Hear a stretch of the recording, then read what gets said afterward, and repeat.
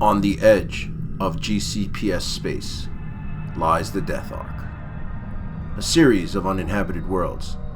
These have uniquely been declared off-limits by the Council of Seven. Scouting probes sent into the region suggested that each and every world had suffered civil unrest, followed by war and chaos. The races involved were long dead now, but the factors all pointed to one reason for their demise: contagion. A virus that could spread from planet to planet, driving the populace insane and causing them to tear themselves apart. The loss to profit was too high a risk. The Death Arc was corded off and never evaluated again. The GCPS thought itself safe until the incident at Adriana. Once a peaceful frontier world, Adriana was a sudden subject to widespread rioting and looting. The local corporation security forces were dealing with the populace, so no foul play was considered.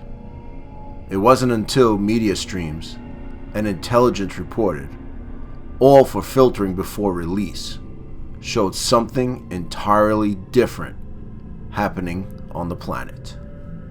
Horrified citizens were being chased and hunted by disfigured, hulking creatures, clothed in torn rags and what appeared to be the skins of the fallen. More troubling were the larger beings that accompanied them, armored monstrosities that bounded through the streets in packs before tearing people from their feet. Even worse, beings were captured for scant seconds on the feeds. An enforcer patrol was immediately dispatched to scan for signs of alien incursion. Nothing was found in orbit around the planet aside from its moons. As the reports prior to the unrest were examined, it became clear that the creatures had come from a single point in the planet's northern hemisphere. It was postulated that the assailants had come from underground. At this point, an alternate theory was suggested: contagion. The footage was re-examined. Hardened operatives watched in horror as they realized the truth. The larger creatures hadn't been killing their victims. Instead, those under attack were racked by spasms, musculature expanding and contorting. They would then pick themselves up and join the attacks on the civilians. These things weren't alien assailants. They were people. As this news reached the enforcer patrols in orbit, a small ship left the surface of Adriana. The number of life signs on board registered as far higher than the capacity for the craft, and they refused to respond to hails. There was only one course of action. The enforcer ship opened fire, atomizing the vessel. More and more ships started to take off. It was impossible to tell whether those on board each craft were innocent or infected. The fleet corded off the planet and destroyed every fleeing ship before targeting the starports on the surface and destroying them, preventing any more ships from leaving.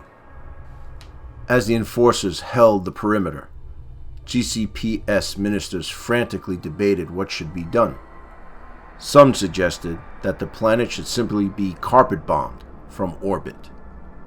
Others argued that while the populace, if Adriana had been all but wiped out, they had left the planetary infrastructure relatively intact.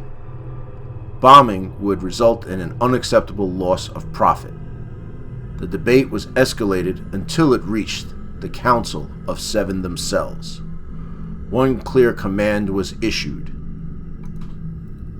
contain outbreak, preserve infrastructure.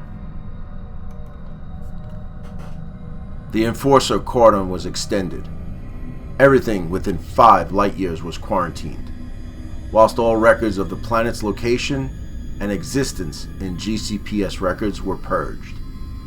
No one objected to this world's sudden disappearance.